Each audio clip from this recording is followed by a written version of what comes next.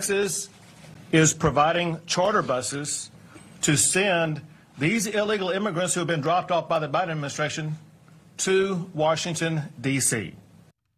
All right, that was Texas Governor Greg Abbott with his plan. He wants to ship illegal immigrants released into his state to the steps of the U.S. Capitol. And there could be a lot more illegal immigrants coming across as Title 42 ends. That is the program under COVID that allowed the deportation of a lot of folks. Joining us now, National Border Patrol Council President Brandon Judd. Brandon, good to see you. Thanks for staying up late with us. Talked earlier, Allie Bradley, a reporter down in Texas, got a hold of a DHS report that said there could be up to 450,000 people a month coming across the border, 3 times as many as the record that's already being set now. Paint a picture for us of what that practically means. We're expecting it, and that's what's unfortunate about what's currently going on. When you look at what we're currently facing, if we arrest 3,000 people, which is only 150,000 apprehensions, we're already stretched to our complete limits. Right now, we're apprehending 8,000 people a day.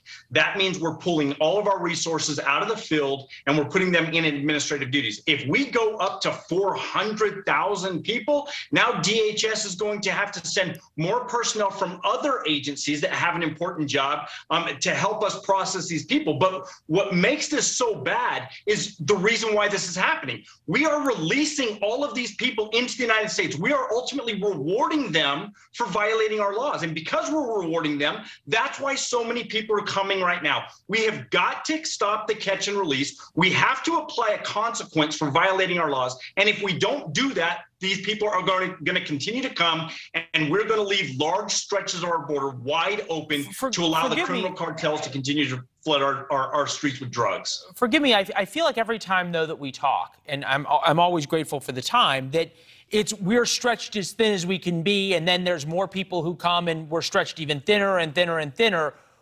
What ends up happening to all of your agents who are out on patrol? You say they're being taken out of the field for administrative duties.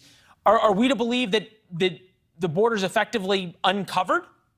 It is. It is. There are times where we leave stretches of 240 miles completely without anybody patrolling the border. There are agents out there that are sent to transport, but there is nobody patrolling the border for stretches of 240 miles.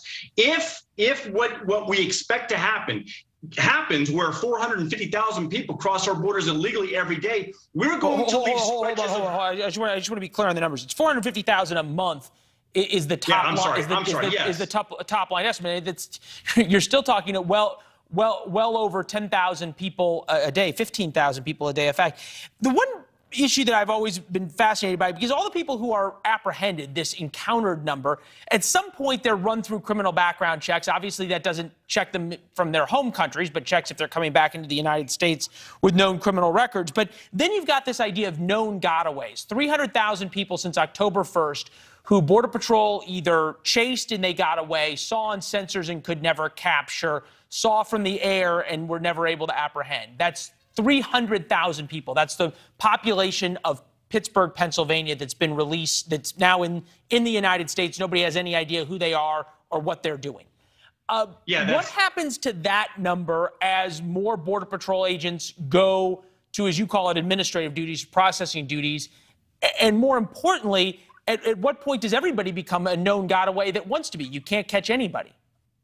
Well, that's what we're currently seeing. The reason why you see the numbers at 62,000 in the month of March is because we just didn't have enough people in the field to apprehend those individuals. And when we pull more people out of the field, the number continues to rise. Again, look at when we were at 3,000 apprehensions per day. We had approximately 30,000 gotaways. Now we're at 8,000 apprehensions per day, and we're going up to 62,000 gotaways. So if we go up to 15,000 apprehensions per day, you can expect that 62,000 number to double to 24,000. That's the problem. It all adds on top of each other and it continues to progress. But as long as we continue to go along with the policies that we're currently going, we're going to continue to invite people to come and cross our borders illegally.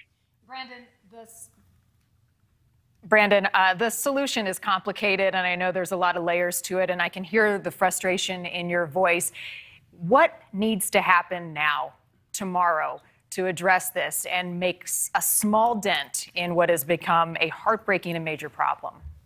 This would actually be like a light switch. If we went back to the migrant protection protocols, people would stop coming. They're not going to give thousands of dollars to criminal cartels if they know that they're going to be sent back to their home country. If you look at the asylum numbers, it's only between 7 to 14% that actually go to court that are approved for a permanent asylum program here in the United States.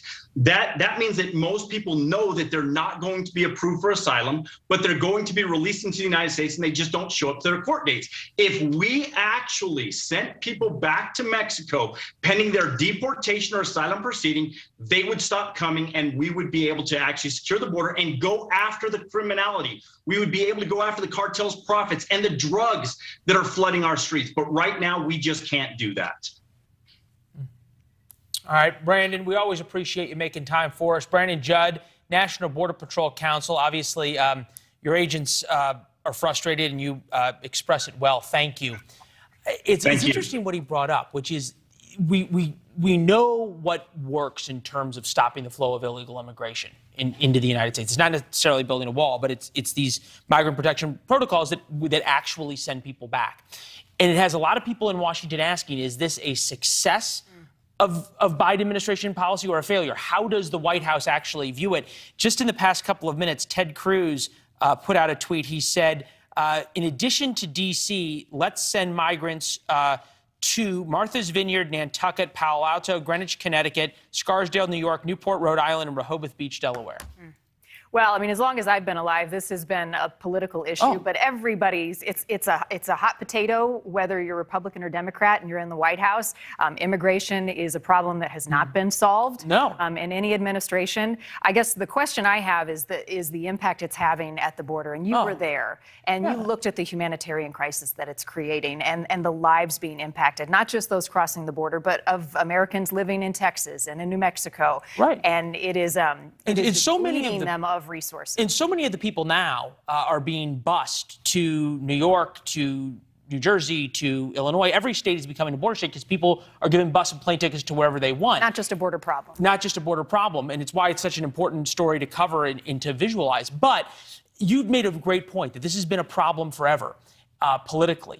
And if you think about it, it's a pretty simple compromise.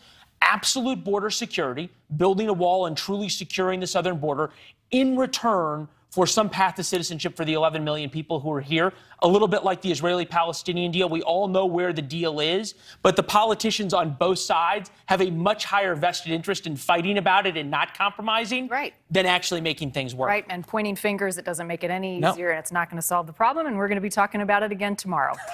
And next year. There you go. I wish it was as easy as flipping a light switch, as Brandon said. All right, we've got more to come here. There's another story in the head. Thanks for watching. Click the red subscribe button below so you can get more of NewsNation's fact-driven, unbiased coverage.